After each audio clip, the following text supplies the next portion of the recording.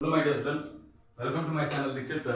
I am Suraj Dikshit and we are going to read about superposition of webs. My dear students, हमने पिछले lectures में आपको web के बारे में बताया, ठीक है माय डियर स्टूडेंट्स। पिछले दो लेक्चर में हमने बताया वेब क्या होता है, डिस्टर्बेंस ऑफ मीडियम, ठीक है my dear students, disturbance of medium,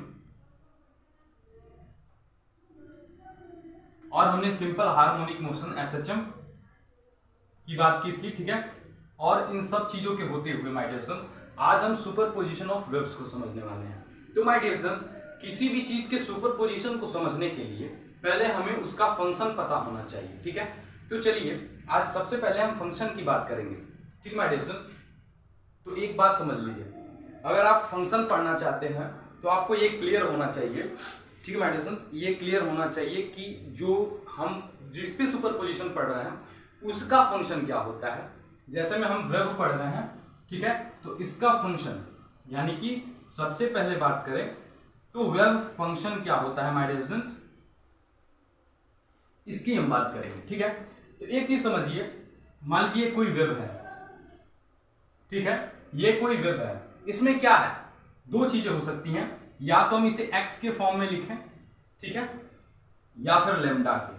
lambda में लिखेंगे नहीं क्योंकि लेमडा की वैल्यू कई सारी हो सकती है, ठीक है, लेमडा की वैल्यू कई सारी हो सकती है, लेकिन क्या हो, ये एक्स की वैल्यू सेम होगी, एक्स की वैल्यू सेम होगी। दूसरी चीज जो हम लेंगे वो होगी माय डियर स्टूडेंट्स टाइम, क्योंकि जो वेब ट्रेवल कर रहा है उसकी कुछ टाइम फिक्स होगी, ठीक है, कुछ डिस्टेंस अगर वो कवर करेगा तो उसका टाइमिंग फिक्स होगा कि वो कितना डिस्टेंस कवर किया कितने टाइम के अंदर, ठीक है। यानी कि दो फंक्शन फिक्स है, क्या क्या, एक्स और टी, ठीक है माय डियर स्टूडेंट्स।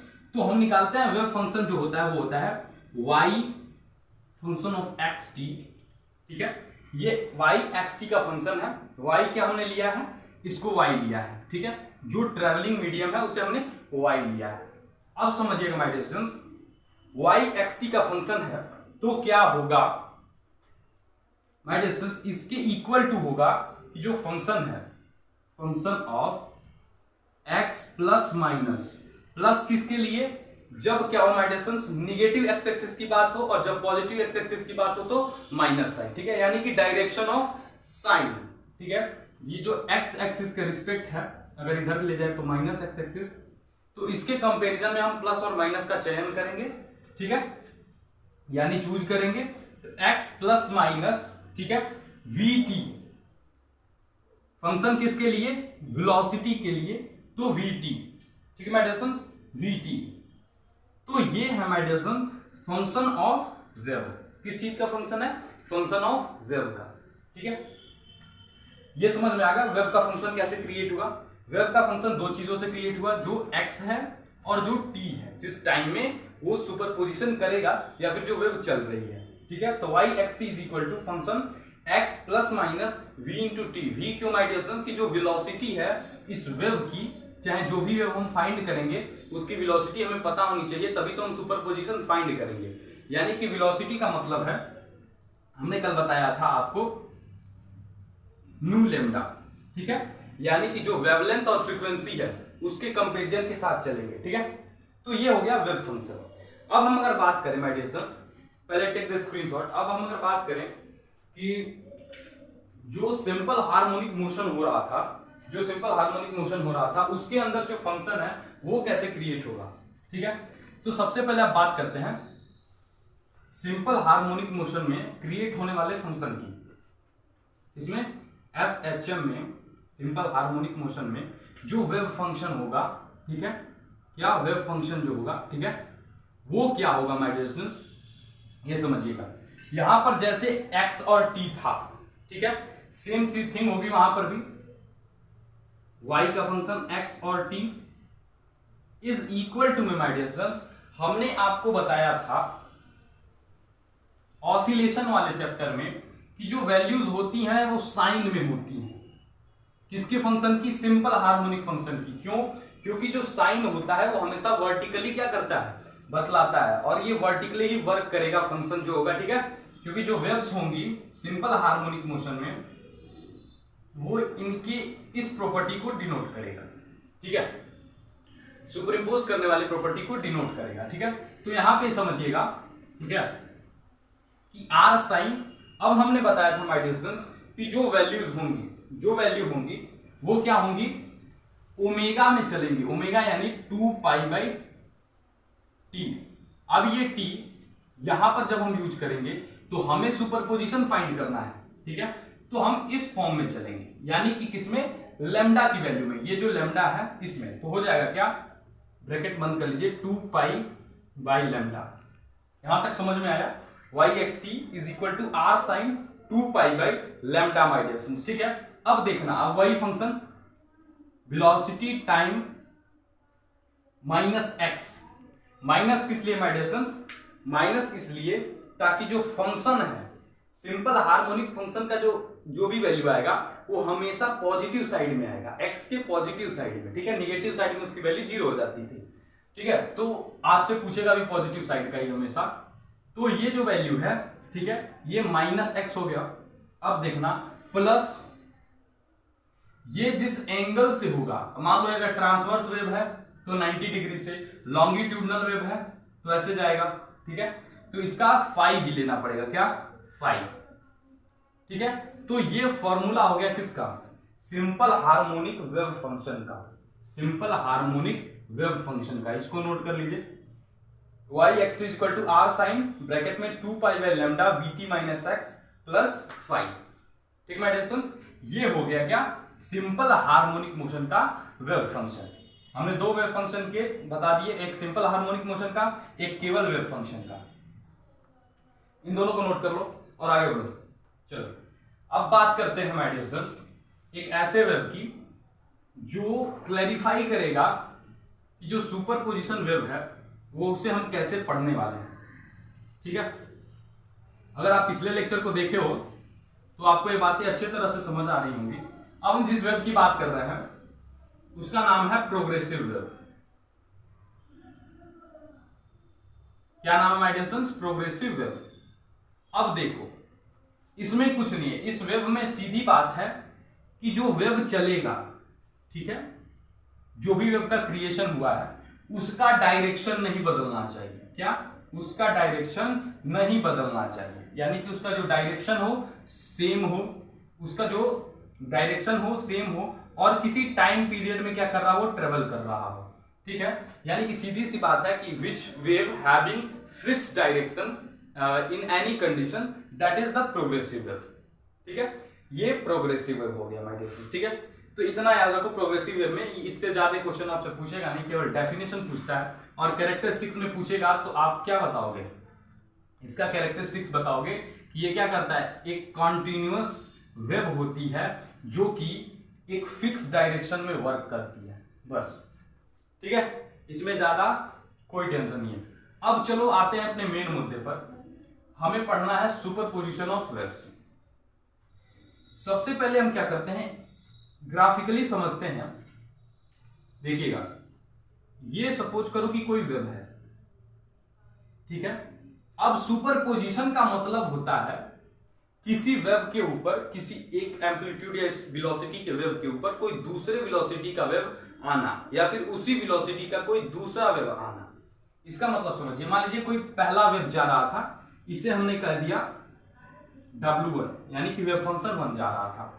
अब उसके ऊपर हमने क्या किया, एक और वेव चला दिया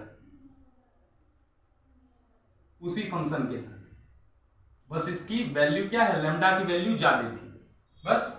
ठीक है, इसे डॉटेड से डिनोट कर दिया, इस चीज का नाम रख दिया W2। अब देखना माय डियर स्टूडेंट्स, इसने क्या किया है, W1 के ऊपर W2 क्या हुआ है, सुप्रीमपोज हो गया है माय डियर स्टूडेंट्स। इसे क्या कहते हैं, सुप्रीमपोज होना। ठीक है, तो यहां पर W1 के ऊपर W2 क्या हुआ है, सुप्रीमपोज हुआ है। तो अब सुप्रीमपोजिशन क्या कहता है, ये कहता है कि जब कोई वैल्यू एक दूसरे को आपस में सुप्रीमपोज करे तो दो कंडीशन हो सकता है। अगर हम इसकी वैल्यू को b माने, लिख लेना, let us consider that the value is b। ठीक है, तो अगर हम इसे b माने तो b इज इक्वल टू होगा my dear students, first condition में W1 प्लस W2, यानी इन दोनों की फ्रीक्वेंसी को जोड़ दो, ठीक है, वेवलेंथ को जोड़ दो, जो वैल्यू आएगी वो होगी क्या, W1 प्लस W2 यानी कि B।